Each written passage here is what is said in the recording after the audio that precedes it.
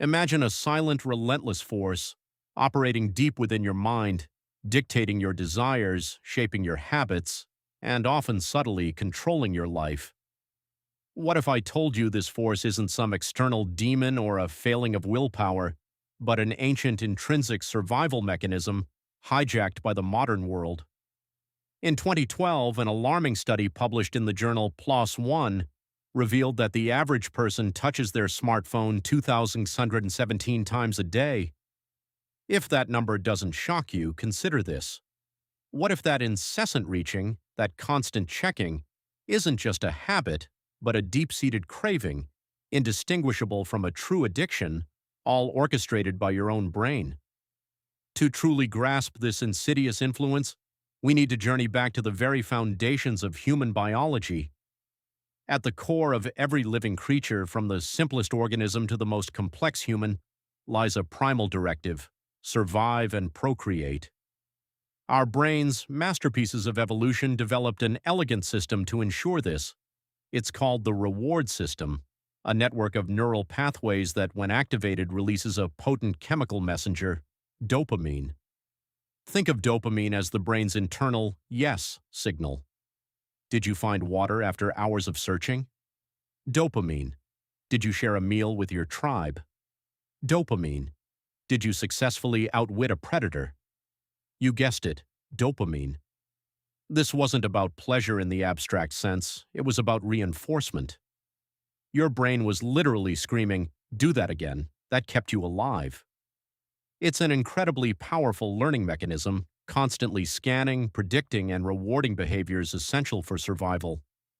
For millennia, this system served us well, driving us to hunt, gather, learn, and connect. For our ancestors, rewards were hard-won, often unpredictable and vital. A successful hunt, a ripe berry patch, a safe shelter — these were rare, precious events that triggered a satisfying but ultimately fleeting surge of dopamine. The system was designed for scarcity, for the slow, deliberate process of learning what works in a challenging environment. But what happens when scarcity disappears? What happens when those precious, life-sustaining rewards become not just abundant, but constantly, effortlessly, and immediately available, pushing our ancient reward system into overdrive? This is where the story takes a darker turn. Today, the battleground has shifted. Our modern world has become an intricate, inescapable trap for this ancient reward system. Industries, armed with cutting-edge psychological and neurological research, have become masterful alchemists, distilling the essence of what drives human desire into powerful, intoxicating doses. They understand that dopamine isn't just about survival, it's about anticipation. The ting of a new notification, the shimmering allure of an unread message bubble, the promise of endless content scrolling — these aren't just features, they're meticulously engineered dopamine triggers. Consider the variable reward schedule, a concept pioneered by B.F. Skinner. He found that rewards delivered unpredictably, like a slot machine, are far more addictive than those delivered predictably. Our social media feeds, our email inboxes, even our news apps are built on this very principle. You scroll, scroll, scroll, not knowing when that next satisfying piece of content, that next like, or that next juicy piece of gossip will appear. The uncertainty itself creates a powerful, persistent loop of anticipation and reward that can be incredibly difficult to break. This isn't accidental design, it's deliberate, optimized for engagement, which in turn means more eyeballs, more data, and more profit. It's a hyper-efficient system for manufacturing desire. Then there's the element of social validation. Our brains are hardwired for social connection.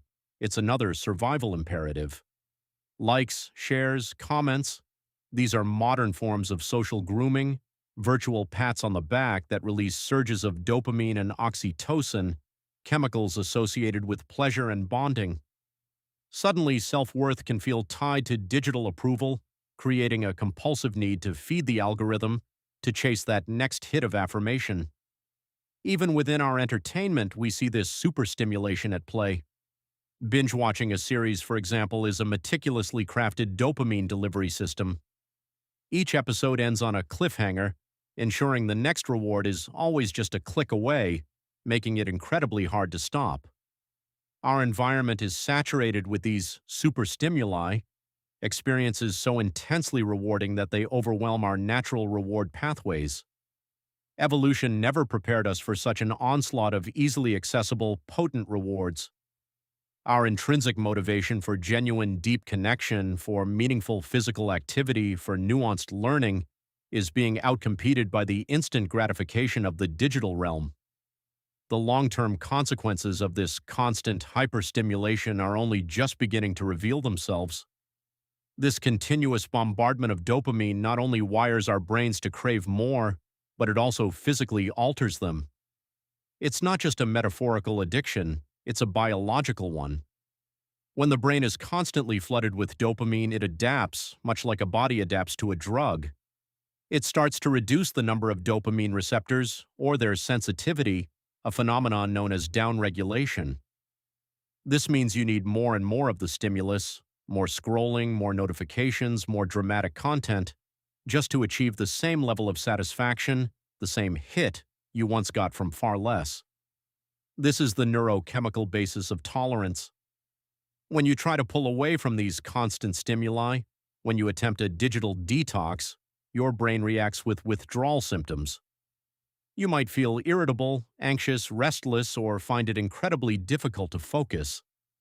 These aren't signs of weakness, they're physiological responses. Your brain, having become accustomed to a certain level of dopamine, is now craving its accustomed flood. The brain is literally remodeling itself, strengthening the neural pathways associated with these compulsive behaviors, while potentially weakening those associated with patience, deep focus, and self-regulation. Think of it like a muscle. The more you use it, the stronger it gets.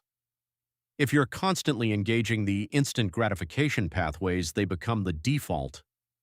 The prefrontal cortex, the part of our brain responsible for executive functions like planning, decision-making, and impulse control, can be overwhelmed. It struggles to regulate the powerful urges emanating from the more primitive reward centers. We find ourselves scrolling mindlessly when we intended to work, or reaching for our phone during a conversation, not because we genuinely want to, but because the brain is driving the behavior.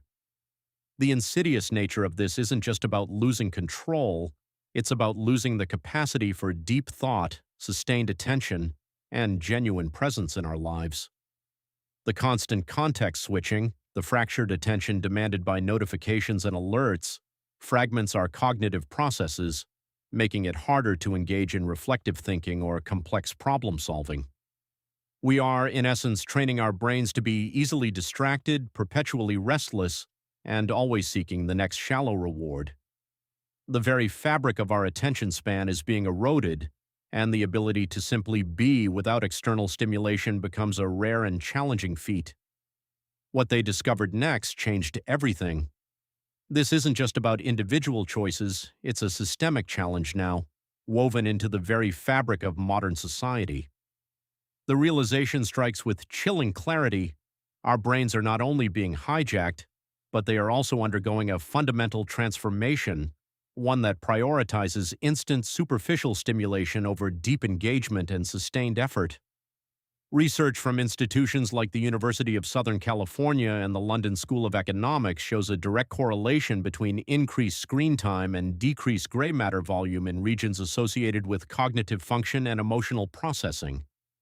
Our children, growing up in a world of perpetual digital input, are developing brains fundamentally different from previous generations. What does it mean for society when attention spans collectively shrink, when empathy is cultivated more through screens than face-to-face interaction, and when the pursuit of novelty overshadows the appreciation of depth? We are at a critical juncture, facing a future where our brains might be perfectly optimized for endless consumption, but profoundly unprepared for the complex challenges of a rapidly changing world. The question now isn't just about digital addiction, but about reclaiming our cognitive sovereignty, about understanding the battle being waged for our attention, and about consciously choosing how we want our brains to be wired. To this day, the full scope of this rewiring is still unfolding. We may never fully comprehend the long-term impacts of this grand, uncontrolled experiment on human consciousness. But one thing is terrifyingly clear. The most profound addiction isn't always to a substance, but to a pattern of interaction, to a cycle of dopamine that silently, relentlessly shapes who we are and what we become. The first step towards freedom, towards reclaiming our minds, is to understand the invisible chains that bind us. It's to recognize that the force dictating our desires is not always our own, and the control we think we possess is constantly being challenged by the very technology designed to serve us. The choice, now more than ever, is to consciously engage with that understanding or to remain, willingly or unwillingly, a slave to the system.